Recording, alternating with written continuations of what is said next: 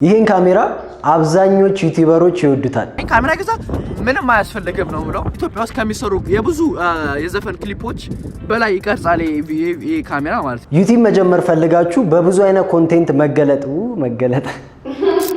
ኮንቴንት አዘጋጅታችሁ ዩቲዩብ ለመጀመር ፕሮሰስ ላይ ሆናችሁ ምን አይነት ካሜራ እንጠቀም ብላችሁ ግራ ለገባችሁ ሰዎች ይሄ ቪዲዮ ለእናንተ ነው።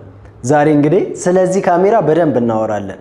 ለዩቲዩባችሁ እንደዚሁም ትራቭል ለምትሰሩ ቭሎግ ለምታረጉ ሰዎች ኮንቴንታችሁን በጣም አሪፍ አድርጋችሁ መቅረጽና ማሳመር ለምትፈልጉ ሰዎች ነገር ግን ካሜራ ላይ ብዙ ኢንቨስት ላለማድረግ የምትፈልጉ ሰዎች ይሄ ቪዲዮ ለእናንተ ነው። ስለዚህ ትንሽ ገንዘብ ኖሯችሁ ግን ምርጥ ካሜራ መግዛት ለምትፈልጉ ዛሬ ካሜራዋን ነግራችኋለሁ ማለት ነው። እስከ መጨረሻው ቆዩ። ሰላም እንዴት ናችሁ? ውድ የሉሲ ፕሮዳክሽን ቤተሰቦች ዛሬ እንግዲህ ስለ ካሜራ ምናወራ ይሆናል። ይሄ ቻናል እንደምታውቁት ካሜራ ነክ የሆኑ የፊልም ሜኪንግ ቲፖች፣ ቪዲዮግራፊ፣ ፎቶግራፊ፣ ሲኒማቶግራፊ እንደዚሁም የተለያዩ አይነት ኮንቴንቶች በካሜራ ዙሪያ ያሉ ኮንቴንቶችን የምንሰራበት ቻናላችን ነው። ስለዚህ እንደምትጠቀሙበት እርግጠኛ ነኝ። አዲስ ለመጣችሁ ሰዎች ደግሞ ሰብስክራይብ በማድረግ ይሄ ምርጥ ቤተሰብ ይቀላቀሉ። ይህ ካሜራ እንግዲህ DJI Osmos Pocket 3 ይባላል። ይሄ ካሜራ አብዛኞቹ ዩቲዩበሮች እኛ ሀገር ውስጥ ያሉትም ይጠቀሙታል። ከዚህ መካከል ጃኒ ቭሎጎቹ ላይ ሲጠቀም እናየዋለን። እቺ ካሜራ አብዛኛው ዩቲዩበር የሚወድበት አንደኛ ለመጠቀም ቀላለች፣ ከአንድ ቦታ ወደ አንድ ቦታ ለመንቀሳቀስ ብዙ ስፔስ አይዝባችሁም። እንደዚሁም ደግሞ አንድ ፕሮፌሽናል ትልቅ ካሜራ ይዛችሁ በምትንቀሳቀሱበት ጊዜ የቀረጻ ፍቃድ ልትጠየቁ ትችላላችሁ። እንደዚሁም ብዙ ፕሮሰስ ስላለ ይሄ ካሜራ ግን ኦልሬዲ እንደ ስልካችሁ አውጥታችሁ ብቻ መቅረጽ ስለሆነ ለናንተ በጣም ትልቅ አድቫንቴጅ ነው። በዛ ላይም ደግሞ ለመጠቀምም በጣም ቀላል ነው ማለት ነው። ስለዚህ ይሄ DJI Osmos Pocket 3 የምንለው ካሜራ በደንብ ሪቪውን እንየው፣ ምን ይጠቅማችኋል በሚል ዙሪያ በደንብ እንይ ማለት ነው። ይሄ ካሜራ ዲሎግ እንዲሁም HLG ከለር ይጠቀማል። ይሄ ማለት ምን ማለት ነው? ከለር አልባ አርጋችሁ መቅረጽ ትችላላችሁ ማለት ነው። እንግዲህ በፕሮፌሽናል ካሜራ ስንመጣ ከለር መጨረሻ ላይ ወይም ፖስት ፕሮዳክሽን ላይ ስለሚሰራ ከለሩን ፍላት አርጋችሁ ቀርጻችሁ ኤዲቲንግ ላይ ያስገብታችሁ ከለሩን በጣም በሚያምርና በጣም ሳቢ በሆነ መልኩ መስራት ትችላላችሁ ማለት ነው። ቢቱም 10 ቢት ነው። ሌንሱም 20 ሚሜ ፎካል ሌንግዝ ሌንስ ነው። ይሄ 20 ሚሜ እንግዲህ ዋይድ ነው። በምትንቀሳቀሱበት ጊዜ በጣም ብዙ ስፔሶችን በአንዴ ለመቅረጽ ይሆናቸዋል። ለምሳሌ ትራቭል ለምታደርጉ ሰዎች እየተንቀሳቀሳችሁ ስትሰሩ ላንድስኬፕ የሆኑ የሚያማምሩ ቦታዎችን እንግዲህ በዚህ ካሜራ ዋይድ በሆነ አማካኝነት በደንብ ሰፊ ኤሪያዎችን መቅረጽ ትችላላችሁ ማለት ነው። ስለዚህ አንድ የተወደደበት ምክንያት ይሄ ካሜራ በዚህ ሌንስ አማካኝነት ነው። ሌላው 4K በ120 ፍሬም ፐር ሰከንድ ይቀርጻል። ይሄ ምን ማለት ነው? ስሎ ሞሽን ማድረግ የምትፈልጉ ሰዎች ለምሳሌ በመታሳዩበት በእያንዳንዱ ኮንቴንታችሁ ላይ ስሎ ሞሽን የሆነ ፉቴጅ መጠቀም ከፈለጋችሁ በጣም የሚያምር ስሎ ሞሽን እንድሰሩ ያረጋችኋል ማለት ነው። ጥራቱ 4K 120 ፍሬም ፐር ሰከንድ ማለት በጣም የሚያምርና ውብ የሆነ ኳሊቲ ቪዲዮ መቅረጽ ትችላላችሁ ማለት ነው። ይሄ ብቻ አይደለም፣ 4K ደግሞ በ60 ፍሬም ፐር ሰከንድ ስታንዳርድ የሆነ ሹት መውሰድ ትችላላችሁ። ይሄም ለምትወስዱትና ለምትቀርጹት አሪፍ ስታንዳርድ የሆነ ቪዲዮ ኳሊቲ ይሰጣችኋል ማለት ነው። ስለዚህ ስለ ካሜራው ስናወራ አሪፍ የሆነ የካሜራ ጥራት ያለው ነው። ለየትኛውም ለምትሰሩት አውትዶርም ስትሰሩ ኢንዶርም ስትሰሩ የሚያምር የቪዲዮ ከለር ይሰጣችኋል ማለት ነው። ሌላውና አሪፉ ነገር ሆሪዞንታል እና ቨርቲካል ይቀርጻል። ይሄ ማለት ምንድነው?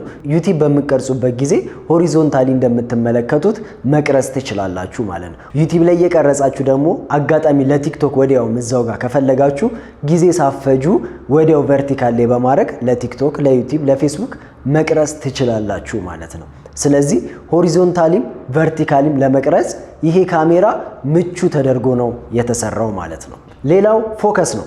ፎከስ እንግዲህ ፋስት ፎከስ ሲስተምን ነው የሚጠቀመው።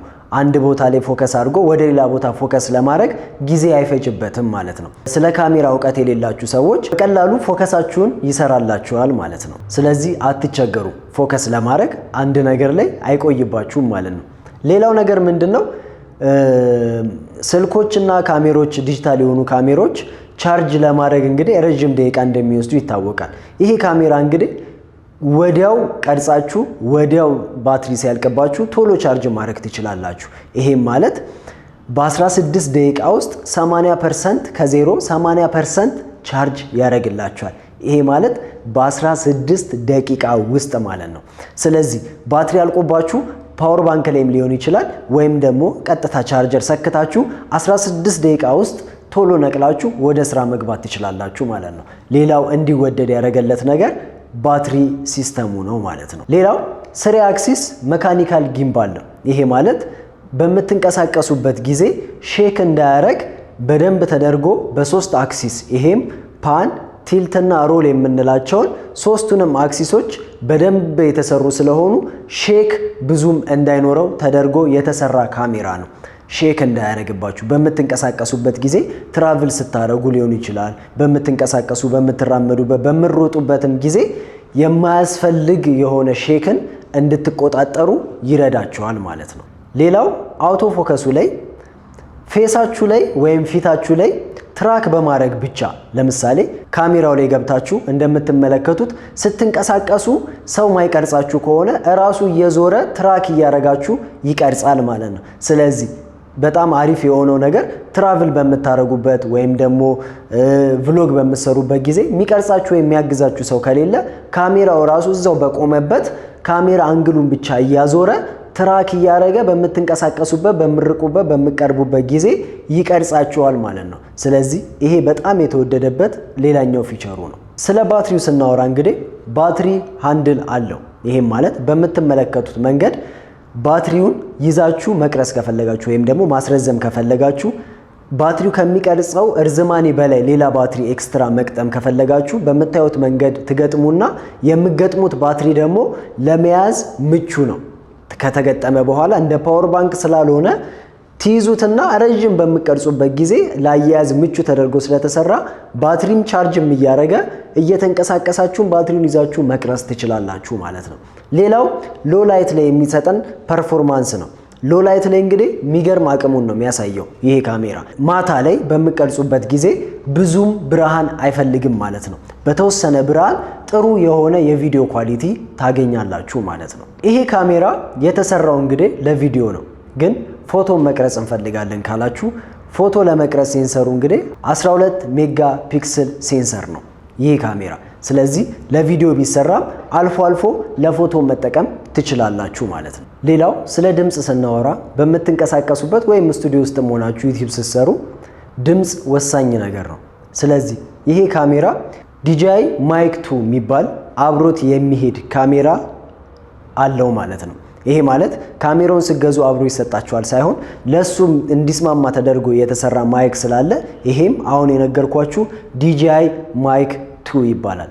ይሄ የምትመለከቱት ማይክ ይሄ ማይክ ኤክስትራ መግዛት ትችላላችሁ። ለዚሁ ፐርፐዝ ዋጋው ሙድ ስላልሆነ አብሮ እንዲሄድ ስለተሰራ ይሄ ማይክ ገዝታችሁ መጠቀም ትችላላችሁ። ዋየርለስሊ ብሉቱዝ ጋር ዋይፋይም እንዲሁም ደግሞ ኮኔክት በዩኤስቢ-ሲ ኮኔክት ያደርጋል ማለት ነው። ስለዚህ የምትቀርጹትን ቀረጻ ከፈለጋችሁ በስልካችሁ ለማየት ከፈለጋችሁ ይሄን ዋይፋይ ወይም ብሉቱዝ ሲስተም መጠቀም ትችላላችሁ ማለት ነው።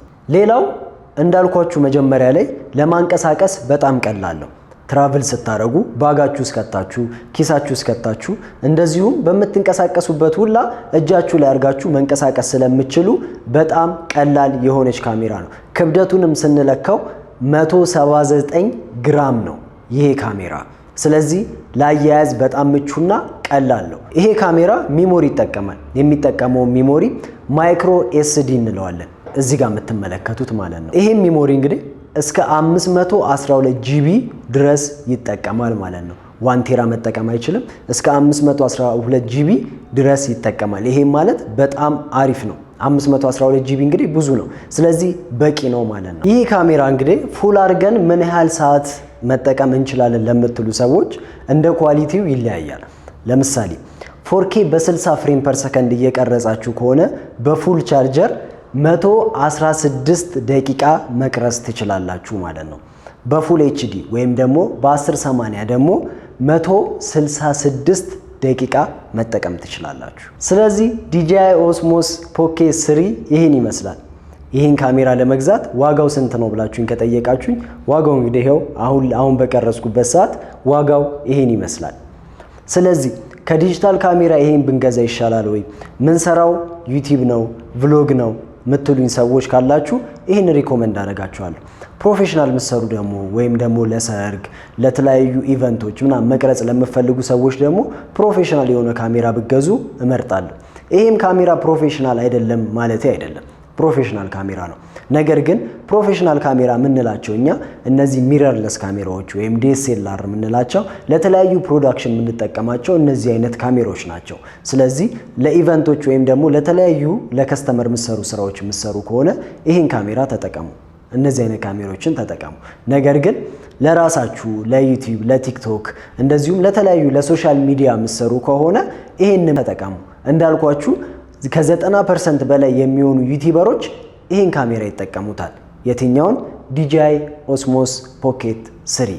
ይሄ ካሜራ በጣም አሪፍ ነው። ይህን ይመስላል።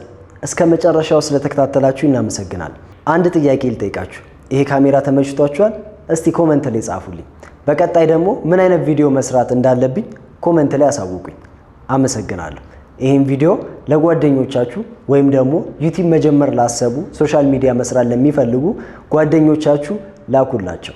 የካሜራ ስልጠና መሰልጠን መፈልጉ ስለዚህችም ካሜራ ይሆናል፣ ስለተለያዩ ዲጂታል ካሜራዎችም ይሆናል መሰልጠን ለምትፈልጉ ስልጠና እየሰጠን ነው። በባለፈው ቪዲዮ እንግዲህ ማስታወቂያ ተናግረን ብዙ ሰዎች መጣችኋል። ስለመጣችሁ ከልብ እናመሰግናለን። አሁን ደግሞ የ2 ወር ኮርስ እየሰጠን ስለሆነ በቪዲዮግራፊ፣ ፎቶግራፊ እንደዚሁም ደግሞ ሲኒማቶግራፊ፣ ጊምባል፣ ድሮን መሰልጠን ለምትፈልጉ ሰዎች በዚህ ከታች በምታዩት ስልክ እየደወላችሁ መታችሁ መማር ትችላላችሁ። እናመሰግናለን።